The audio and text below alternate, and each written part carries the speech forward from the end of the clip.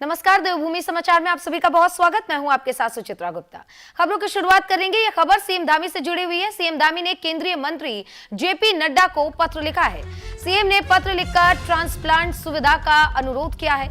AIIMS Rishikesh में multi organ transplant विभाग की मांग की है और मल्टी ऑर्गन ट्रांसप्लांट सुविधा की जरूरत पर जोर दिया है। इतना ही नहीं, मुख्यमंत्री ने केंद्रीय स्वास्थ्य मंत्री जेपी नड्डा को पत्र लिखकर यह आग्रह किया है कि एम्स ऋषिकेश में मल्टी ऑर्गन ट्रांसप्लांटेशन सर्जरी विभाग स्थापित करने को अनुमति दी जाए, जिसको लेकर सीएम ने कहा है कि अंगदान और मल्टी ऑर्गन ट्रांसप्लांट की मांग तेजी से बढ़ रही है, जिस कारण से प्रदेश और पड़ोसी राज्यों से कई गंभीर मरीज एम्स पहुंच रहे हैं। किडनी, लिवर, हार्ट जैसे ट्रांसप्लांट सर्जरी के लिए मरीजों को अब भी बाहर राज्यों की ओर रुख करना पड़ता है और ऐसे में मरीज जब इतनी दूरी का सफर तय करता है तो उसे खासा दिक्कत भी होती है। ऐसे में हम चाहते हैं कि इलाज में देरी ना हो और आर्थिक बोझ ना बढ़े। इसीलिए मुख्यमंत्री का ये कहना है कि ऋषिकेश एम्स के लिए जो है वो विशेषज्ञ डॉक्टर और जरूरी तकनीकी क्षमता वो उपलब्ध करवाए जाए, ताकि ट्रांसप्लांट विभाग बनने से उत्तराखंड और हिमालय क्षेत्रों में एक जो बहुत बड़ा लाभ है लोगों को मिल सकेगा। यहाँ आपको बता देते हैं कि सीएम धामी ने केंद्र से इस विभाग को जल्दी मंजूरी देने की मांग की है।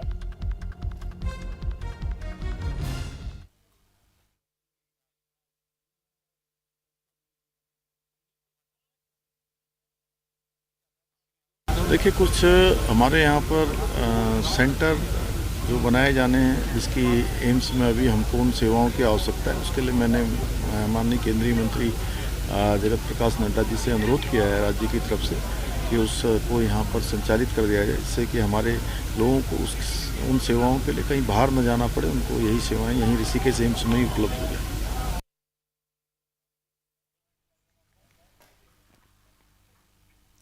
और हमारे सहयोगी हिमांशु बरमोला हमारे साथ जुड़ गए, उनका रुख कर लेते हैं। हिमांशु, अगर इस मांग को मंजूरी मिल जाती है तो उत्तराखंड के लिए ये कितना बड़ा वरदान साबित हो सकता है? निश्चित रूप से देखिए, उत्तराखंड के मुख्यमंत्री पुष्कर सिंह धामी ने जो है केंद्रीय स्वास्थ्य मंत्री को पत्र लिखकर जो है मल्टी ऑर्गन सर्जरी विभाग की यहाँ पर मांग की है और उन्होंने ये कहा है कि एम्स में इसकी स्थापना होनी चाहिए, क्योंकि पहाड़ी राज्य है। पहाड़ी राज्य की खासतौर पर बात कर ली जाए तो दूर दराज की जो क्षेत्रवर्ती इलाके हैं, वहां पर थोड़ा स्वास्थ्य व्यवस्थाओं का लगातार जिस तरीके की खबरें सामने भी आती है और हमने देखा भी है कि बार बार मरीजों को रेफर किया जाता है। तो ऐसे में कई दफे जो हार्ट के पेशेंट होते हैं, खासतौर के उनकी बात कर ली जाए तो उनको राज्य से बाहर जाना पड़ता है दूसरे राज्यों में, चाहे वो उत्तर प्रदेश की बात कर ली जाए, नोएडा की बात कर ली जाए, दिल्ली गाजियाबाद की कर ली जाए। तो ऐसे में अगर जो है ट्रांसप्लांट यहाँ पर किया जा सकता है तो मुख्यमंत्री ने निसंदेह इस चीज को लेकर पत्र लिखा है, क्योंकि आए दिन किडनी के मरीजों की जिस तरीके से और हार्ट अटैक की जिस तरीके की समस्याएं घटनाएं सामने आ रही हैं, तो ऐसे में ये कहा जा सकता है कि मुख्यमंत्री ने जो है आने वाले समय के लिए पहले से तत्परता दिखाते हुए केंद्रीय जो मंत्री हैं उनको ये पत्र लिखा है। जी बिल्कुल। हिमांशु, ये भी देखना होगा कि जिस तरीके से मुख्यमंत्री ने ये मांग रखी है केंद्र के सामने, और मुख्यमंत्री ये भी चाहते हैं कि इसको जल्द से जल्द मंजूरी भी मिले। क्या लगता है कि इस प्रस्ताव को और इस मांग को कब तक मंजूरी मिल जाएगी? और क्योंकि ये केंद्र के अब संज्ञान में भी आया हुआ मुद्दा है, तो क्या लगता है कि जब पूरे इस विभाग को जब मंजूरी मिलेगी तो आने वाले समय में उत्तराखंड के जो लोग हैं उनको भी राहत मिलेगी और मरीज जिनको काफी ज्यादा दूर तक ट्रैवल भी करना पड़ता है उनको भी सहूलियत होगी?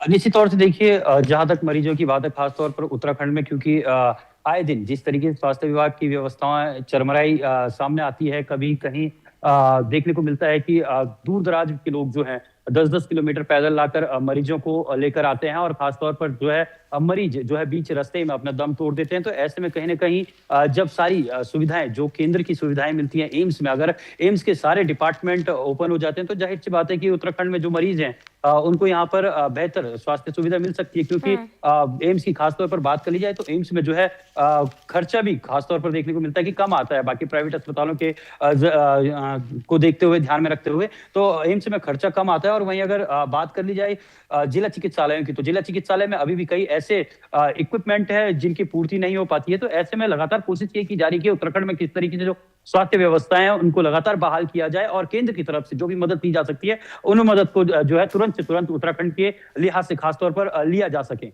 हिमांशु, लेकिन इस बीच विपक्ष तो हमेशा आरोप लगाता रहा है कि स्वास्थ्य मंत्री यहाँ पर स्वास्थ्य सेवाओं पर ध्यान नहीं दे रहे, मरीजों को परेशानी हो रही है। इसी में एक और नए विभाग की मांग की जा रही है और विपक्ष का साफ तौर पर कहना है कि जो है वो तो संभल नहीं रहा है, लेकिन नए विभाग की मांग अलग से केंद्र से की जा रही है। इसको लेकर क्या कहेंगे?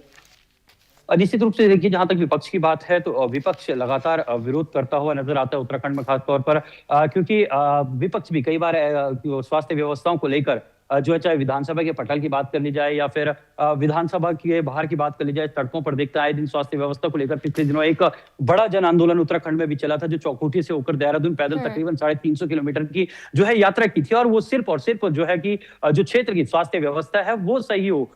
इसी तरीके से टिहरी में भी देखने को मिला था कि टिहरी में लगातार जो है स्वास्थ्य विभाग के खिलाफ लोग आक्रोश से धरना प्रदर्शन कर रहे थे, तो ऐसे में लगातार पदयात्राएं की जा रही थी। तो कहीं ना कहीं ये कहा जा सकता है कि विपक्ष जो है आरोप जरूर लगा रहा है, लेकिन जो राज्य सरकार है वो भी प्रदेश की जो स्वास्थ्य व्यवस्था है उनको सुदृढ़ करने की ओर आगे बढ़ रही है। ठीक है हिमांशु, आप हमारे साथ बने रहेगा, आगे भी आपका रुख करेंगे। तो पुष्कर सिंह धामी ने केंद्र को चिट्ठी लिखी है और उस चिट्ठी में यह मांग किया गया है कि ट्रांसप्लांट विभाग एम्स में खोला जाए ताकि मरीजों को परेशानी ना हो। बढ़ेंगे अगली खबर की ओर। यह खबर देहरादून से, जहां देहरादून में पीआरडी का स्थापना दिवस देखने को मिल रहा है। स्थापना दिवस पर रैतिक परेड का आयोजन किया गया। मुख्यमंत्री पुष्कर सिंह धामी भी इस परेड में हिस्सा लेते हुए नजर आए। सीएम ने पीआरडी जवानों के लिए 3 घोषणाएं भी इस बीच कर दी हैं। कार्यक्रम में खेल मंत्री रेखा आर्या भी मौजूद रही हैं और सीएम ने पीआरडी जवानों की भूमिका को सराहा है। तो देखिए, देहरादून में पीआरडी के स्थापना दिवस पर मुख्यमंत्री पुष्कर सिंह धामी ने रैतिक परेड में हिस्सा लिया और सलामी ली। इस मौके पर मुख्यमंत्री ने पीआरडी जवानों की भूमिका को सराहा और ये कहा कि आपदा राहत, बचाव और कानून व्यवस्था में पीआरडी का योगदान बेहद ही महत्वपूर्ण है। और ये भी कहा कि बाढ़, भूस्खलन, भूकंप जैसी आपदाओं में पीआरडी सबसे आगे काम करती है। और इतना ही नहीं, सामुदायिक सेवा और विकास कार्यों में भी इनकी बहुत बड़ी भूमिका है। इसी दौरान मुख्यमंत्री ने पीआरडी जवानों के लिए 3 अहम घोषणाएं भी की हैं। कार्यक्रम में खेल मंत्री रेखा आर्या भी मौजूद रही हैं।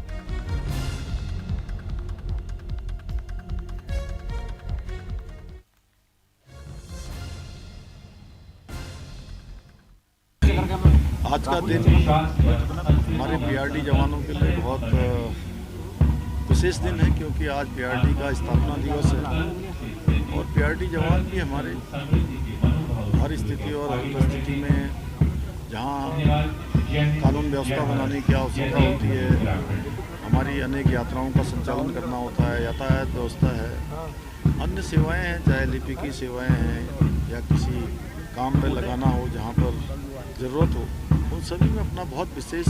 हम आज पीआरडी स्थापना दिवस के लिए आज सभी पीआरडी जवानों को मैं बहुत बधाइयाँ देती हूँ। माननीय मुख्यमंत्री जी की ओर से तो आज बहुत विशेष आशीर्वाद जो है पीआरडी जवानों को प्राप्त हुआ है। मैं समझती हूँ कि ये जो स्थापना दिवस को सेलिब्रेट करने का जो निर्णय लिया वो 2022 से लेकर लगातार वो हो पा रहा है और लगातार माननीय मुख्यमंत्री जी कार्यक्रमों में आकर पीआरडी जवानों को विभिन्न उनके हितों में निर्णय उन्होंने किए हैं। आज उसी बढ़ते क्रम में जो है पीआरडी जवानों के लिए ट्रेनिंग सेंटर की घोषणा आज हुई है। और हमारे सहयोगी हिमांशु हमारे साथ लाइव जुड़ गए, उनका रुख कर लेते हैं। हिमांशु, सबसे पहला सवाल यही कि पीआरडी जवानों के लिए आज सीएम धामी ने 3 महत्वपूर्ण घोषणाएं की हैं, वो घोषणाएं क्या क्या है और आने वाले दिनों में इससे जवानों को क्या फायदा होगा? निश्चित रूप से देखिए, मुख्यमंत्री पुष्कर सिंह धामी आज जो है पीआरडी जो जवान है उनकी रैतिक परेड में शामिल है और ये लगातार 4 सालों से ये परेड हो रही है। और ऐसे में ये कहा जा सकता है कि मुख्यमंत्री जब भी पीआरडी जवानों की रैतिक परेड में जाते हैं तो कुछ ना कुछ घोषणाएं करके आते हैं। वहीं अगर घोषणाओं की बात कर ली जाए खासतौर पर, तो सबसे पहले मुख्यमंत्री पुष्कर सिंह धामी ने ये कहा है कि पीआरडी जवानों के लिए विशेष जो प्रशिक्षण संस्थान है वो बनाए जाएंगे। यानी कि जिस तरीके से उत्तराखंड में एसडीआरएफ को विशेष प्रशिक्षण दिया जाता है या फिर पुलिस बल को विशेष प्रशिक्षण दिया जाता है, तो उसी की तर्ज पर जो है घोषणा ये की है कि पीआरडी जवान पहले जब भी मेडिकल लीव पर जाते थे तो उनका जो वेतन भत्ता था वो काट दिया जाता था, लेकिन अब जो वो मेडिकल लीव पर जाएंगे तो उनको अब जो है वेतन जो है वो मानदेय जारी रहेगा। यानी कि अगर कोई 6 महीने के मेडिकल पर जाता है तो उसको उस दौरान भी जो है भुगतान पीआरडी विभाग की तरफ से किया जाएगा। इसके साथ तीसरी ये घोषणा है कि जो स्थल है, ग्राम स्थल है, वहां पर जो है पीआरडी जवानों के लिए जो है खेल मैदान बनाया जाएगा। तो मुख्यमंत्री ने ये 3 अहम घोषणाएं की है। इसके साथ ही क्योंकि मुख्यमंत्री ने पहले भी जो है वर्दी भत्ते को लेकर, चाहे भोजन भत्ते की बात कर ली जाए, पिछले वर्ष इन चीजों को लेकर अहम घोषणाएं की थी। जी बिल्कुल, बहुत शुक्रिया हिमांशु आपका तमाम जानकारियों के लिए, विस्तार से इस पर बताने के लिए कि आज पीआरडी की रैतिक परेड के दौरान जब मुख्यमंत्री इसमें शामिल हुए तो उन्होंने क्या महत्वपूर्ण घोषणाएं की हैं। अब आगे बढ़ेंगे और आगे बढ़ते हुए बात अगली खबर की करेंगे, जहां देहरादून में वन विभाग की टीम ने एक बड़ी कार्रवाई की है। पौड़ी में नरभक्षी गुलदार को ढेर किया गया है। मानव और वन्यजीव संघर्ष पर सरकार सख्त है, ये बात सीएम धामी कह रहे। लोगों की सुरक्षा पहली प्राथमिकता है। अब आए दिन गुलदार की वजह से कई लोगों को घायल होने की और कईयों के जान जाने की खबरें सामने आती रही है। इसी बीच एक नरभक्षी गुलदार को ढेर किया गया है। सीएम धामी ने वन विभाग को कड़े निर्देश दिए हैं। इतना ही नहीं, पौड़ी में आतंक मचा रहे नरभक्षी गुलदार को वन विभाग की टीम ने आखिरकार मार गिराया है। कड़ी मशक्कत करनी पड़ी। कई दिनों से इस नरभक्षी गुलदार की तलाश में थे वन विभाग, लेकिन अब फाइनली ये कामयाबी मिली है। कई दिनों से स्थानीय लोगों को हमले का शिकार बना रहा था ये गुलदार, जिसके बाद से लोग शिकायत भी कर रहे थे। इसके बाद से प्रदेश में नरभक्षी भालू और तेंदुओं को भी चिन्हित किया जा रहा है और ये प्रक्रिया अब तेज कर दी गई है, जिसको लेकर मुख्यमंत्री पुष्कर सिंह धामी ने बयान भी दिया। उन्होंने कहा कि मानव और वन्यजीव संघर्ष को रोकना सरकार की प्राथमिकता है और किसी भी हाल में जान माल का नुकसान नहीं होना चाहिए। उन्होंने वन विभाग, जिला प्रशासन और संबंधित अधिकारियों को निर्देश दिया है कि तालमेल बनाकर लोगों के बीच जाएं और उनकी सुरक्षा के लिए हर संभव कदम भी उठाएं। सीएम ने यह भी बताया है कि जंगली जानवरों के हमले से घायल व्यक्तियों के इलाज का प्रावधान पहले से ही लागू है। किसी भी कीमत पर जान माल की क्षति नहीं होनी चाहिए, उसके लिए हमने वन विभाग, अन्य विभाग, जिले के अधिकारी, उन सभी को कहा है कि समन्वय बनाकर निगरानी करें और लोगों को बीच में जाकर उनकी हर प्रकार से सुरक्षा हो, उसकी व्यवस्था को संपन्न करने का काम सभी विभाग और जिला एडमिनिस्ट्रेशन मिलकर इसको आगे बढ़ाएंगे। और विशेषकर जो हमारे फॉरेस्ट डिपार्टमेंट के लोग हैं, डीएफओ हैं, उनके एसडीओ हैं, रेंजर हैं, उनका सबका उत्तरदायित्व तो फिक्स किया जा रहा है। तो वहीं अगली खबर रुड़की से, जहां रुड़की में अतिक्रमण हटाओ अभियान पर सवाल उठने शुरू हो गए। नगर निगम का अतिक्रमण अभियान फेल है। टीम के जाते ही अतिक्रमण फिर से शुरू हो जाता है। ग्रामीणों ने नगर निगम पर आरोप भी लगाया है। ये खबर रुड़की से, जहां नगर निगम के अतिक्रमण हटाओ अभियान की पोल खुलती हुई नजर आ रही है, जहां नगर निगम का अतिक्रमण हटाओ अभियान लगातार सवालों के घेरे में आ रहा है। विस्तार से समझिए इस खबर में क्या छुपा हुआ है, क्योंकि देखिए अतिक्रमण हटाने के लिए एक टीम जरूर पहुंचती है इलाके में, लेकिन जैसे ही टीम वो वहां से वापस निकलती है, अतिक्रमण यानी कि वापस से दुकानें वहां लग जाती हैं। आपको बता दें कि मलकपुर चुंगी से शेरपुर तक बुलडोजर चले, सामान जब्त करने की चेतावनी भी दी गई, लेकिन जैसे ही टीम आगे बढ़ी, पुराने अतिक्रमणकारी तुरंत वहां वापस लौट गए। यानी कि जो अतिक्रमणकारी हैं उनके जो हौसले हैं वो बिल्कुल बुलंद हैं, और जैसे ही टीम वहां से लौटती है दोबारा से वहां कब्जा कर लिया जाता है और सीसीटीवी कैमरे में ये पूरी वारदात जो है वो कैद हो जाती है। स्थानीय लोगों का आरोप है कि नगर निगम ने कुछ स्थानों पर जानबूझकर अतिक्रमण को छोड़ दिया, और जानकारी तो ये भी मिल रही है कि बिना सख्त फॉलोअप के और बिना जुर्माना प्रणाली के ये अभियान सिर्फ दिखावा बनकर ही रह रहा है। और हमारे सहयोगी प्रवेश हमारे साथ जुड़ गए हैं, उनका रुख करेंगे। प्रवेश से जानेंगे पूरा मामला क्या है। प्रवेश, नगर निगम पर एक बड़ा ही गंभीर आरोप लग रहा है, पूरा मामला क्या है, विस्तार से समझाइए। रुड़की में नगर निगम का जो है अतिक्रमण अभियान जो है हटाओ लगातार जारी, तो इसी को देखते हुए जब वहां की जो टीम पहुंची, लगातार इन्होंने जो वहां पे अतिक्रमण था वो हटाया। उसके हटाने के बाद तत्पश्चात देखा गया कि जो अतिक्रमणकारी थे वो दोबारा वहां से पहुंच गए। तो जो रुड़की नगर निगम के अधिकारी हैं, कहीं ना कहीं वो खाना पूर्ति करते नजर आ रहे हैं। लगातार जो है वहां से जो चालानी प्रक्रिया करके जो वहां का अतिक्रमण है वो हटा देते हैं, और जो अतिक्रमणकारी हैं, जो माफिया हैं, लोग हैं, वो दोबारा वहां से अतिक्रमण कर लेते हैं। लेकिन आपको ये कहना गलत नहीं होगा कि कहीं ना कहीं अगर ये जो अतिक्रमण कर रहे हैं तो इस पर कहीं ना कहीं नगर निगम के जो छोटे कर्मचारी हैं, यानी कि जो निचले स्तर के कर्मचारी, इनकी मिली भगत है। क्यों? क्योंकि कहीं ना कहीं ये देखा जाता है कि महीने या 2 महीने में एक बार ये लोग, इनकी टीमें आती हैं और लगातार जो है अतिक्रमण हटाकर चली जाती हैं। लेकिन जो मामला देखा जाता है, लगातार जो यहाँ पे लगातार मामला सामने आया है कि जो यहाँ पे लगातार जो देखने में मिला है कि जो अतिक्रमणकारी हैं वो लगातार यहाँ पे जो देख करते हैं, ठेली भी लगाते हैं, लोगों की गाड़ियां भी खड़ी होती हैं दुकान के आगे, और किसी तरीके से वहां पे ये भी देखा गया कि कुछ लोगों ने वहां पे पक्का जो है अतिक्रमण कर लिया गया है। तो जो वहां के एमएनए हैं, उनका भी,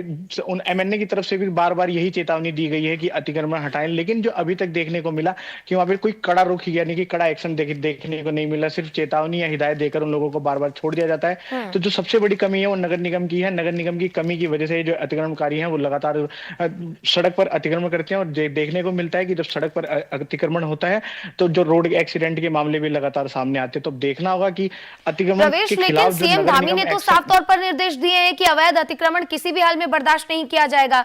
ऐसे में सीएम के आदेशों की अनदेखी इस तरीके से अगर की जाएगी तो आने वाले समय में क्या अधिकारियों को चिन्हित किया जाएगा, क्या आगे की कार्रवाई अधिकारियों के खिलाफ देखने को मिलेगी?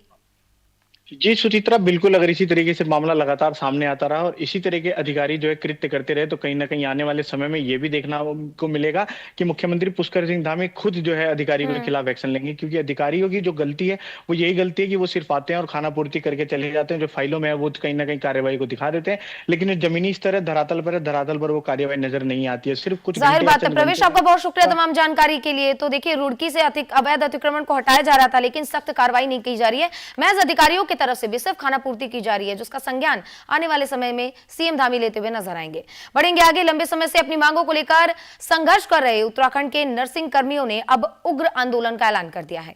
जहां उत्तराखंड नर्सिंग एकता मंच ने स्वास्थ्य मंत्री धन सिंह रावत के देहरादून स्थित आवास का घेराव किया। इस आंदोलन को कांग्रेस के वरिष्ठ नेता हरक सिंह रावत और महिला कांग्रेस प्रदेश अध्यक्ष ज्योति रौतेला का भी समर्थन मिला। आपको बता दें कि नर्सिंग कर्मियों ने अपनी मांगों को सरकार के सामने कई बार रखा है, लेकिन इसको लेकर कोई ठोस कार्रवाई नहीं हो रही है, जिसमें नर्सिंग भर्ती को लेकर परीक्षा आधारित प्रक्रिया से हटाकर वर्षवार किया जाए, इसको लेकर भी बात कही गई है। वर्तमान परीक्षा प्रक्रिया को पूरी तरीके से निरस्त किया जाए। इतना ही नहीं, 2500 से अधिक रिक्त पदों पर वर्षवार आधार पर यानी कि हर साल तत्काल भर्ती की जाए।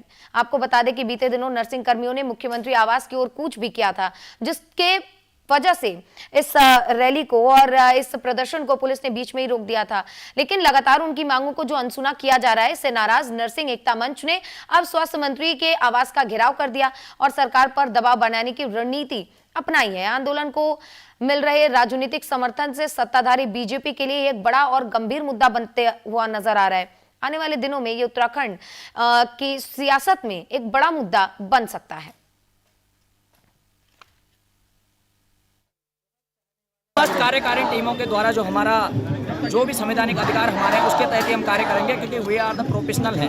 हम कोई क्रिमिनल इस टाइप के इंसान नहीं है कि जो हम ऐसे ही स्वास्थ्य विभाग से हम संपर्क करते हैं। हमारा कार्य है कि मरीज को स्वास्थ्य सुविधाएं देना। हमें कोरोना काल में भी समय देखा होगा किस तरीके से नर्सिंग अधिकारी ने अपने जान जोखिम में डालकर लोगों को बचाया है। कई लोगों ने अपनी जानें भी गंवाई है। तो कहीं ना कहीं आज सड़कों पर अगर हम हैं और कहीं ना कहीं आज हम धरना में बैठ रहे हैं, तो ये सरकार को सोचना चाहिए कि आखिर इन बच्चों ने क्या बिगाड़ा है कि जब आपने एक ही बैच के बच्चों को सरकारी सेवाओं में ला दिया है, दूसरे बच्चे को धरने में बिठा दिया। देखिए, मैं इनकी मांग अगर जायज़ नहीं होती तो मैं समर्थन नहीं करता, क्योंकि इससे पहले भी जब मैं भाजपा सरकार में मंत्री था, इसी तरह नियुक्तियों को लेकर कैबिनेट में प्रस्ताव आया था। मैंने विरोध किया, मैंने समझाया कि मैं आयुर्वेद मिनिस्टर हूँ। मैंने आयुर्वेद में, होम्योपैथी में, यूनानी में जब ईयर वाइज भर्ती की है नर्सिंग की, तो एलोपैथी के साथ अन्याय क्यों हो रहा है? भाई जब होम्योपैथी, आयुर्वेद, यूनानी, पैथी में वर्षवार भर्ती हो रही है, तो केवल एलोपैथिक में, मॉडर्न पैथी में क्यों ईयर वाइज नहीं हो रही है? और वो प्रस्ताव टर्न डाउन हुआ था और ईयर वाइज भर्ती भी थी। हमारा कहना है ये बहुत साफ है, माना 50 पद खाली होते हैं, आप उसी साल जब 50 पद खाली हो उसी समय भर्ती कर दो। मुझे लगता है कि जो नर्सिंग ऑफिसर्स की जो मांग है वो बिल्कुल जायज़ मांग है, क्योंकि इस तरीके से पिछले जब से उत्तराखंड में भर्तियाँ शुरू हुई, वर्षवार भर्तियाँ हो रही थी और इस बार अचानक से एंट्रेंस एग्ज़ाम किया गया है। इनका कहना ये है कि जो हम लोग 10 साल से 15 साल से काम कर रहे हैं, जो नए बच्चे हैं वो अचानक एग्जाम दे के पास होके आए हैं। अगर उनके साथ हमें कंपटीशन में बैठने की बात करेंगे तो हम इस कंपटीशन को कैसे पास करेंगे?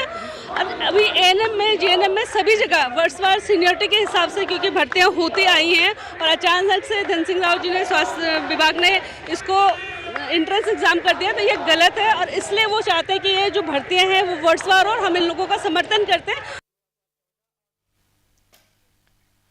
तो वहीं जिला कांग्रेस कमेटी रुड़की की ओर से वोट चोर गद्दी छोड़ की 14 दिसंबर को प्रस्तावित रैली की तैयारी को लेकर शहर के एक होटल में अहम बैठक आयोजित की गई। बैठक की अध्यक्षता पूर्व जिला पंचायत सदस्य ने की। बैठक में सर्वसम्मति से प्रस्ताव पारित किया गया है कि रैली को ऐतिहासिक बनाने के लिए सभी कांग्रेस जन बढ़ चढ़कर हिस्सा ले।